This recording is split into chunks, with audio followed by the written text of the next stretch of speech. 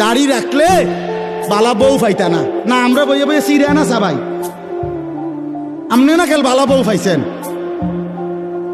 আমরা হুজুররা বসে বসে আপনি কি বনে না খাই উদা? কি বলেন আপনি এগুলো? এই সমস্ত বাজে কথার কোনো অর্থ আছে কি বলেন না কেন? শয়তানের ধোঁকা ছাড়া আর কিচ্ছু না, নফসের ধোঁকা ছাড়া আর কিচ্ছু না। কেন ছেড়ে দিবেন আল্লাহর নবীর সুন্নাত? হাসরের ময়দানে কেমনে দাঁড়াইবেন বাপ?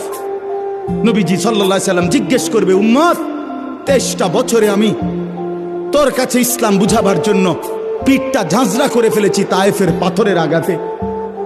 আমি পেটে 2টা পাথর বাঁধছি ক্ষুধার কষ্টে।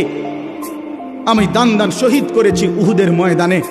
আমার এত কষ্ট, এত রক্ত, আমার এত চোখের পানি, আমার দিবারাত্রির এত কান্না, বিনিময়ে তুমি এটা কি নিয়ে আসলে? তখন কি বলবেন? কি বলবেন বাবা?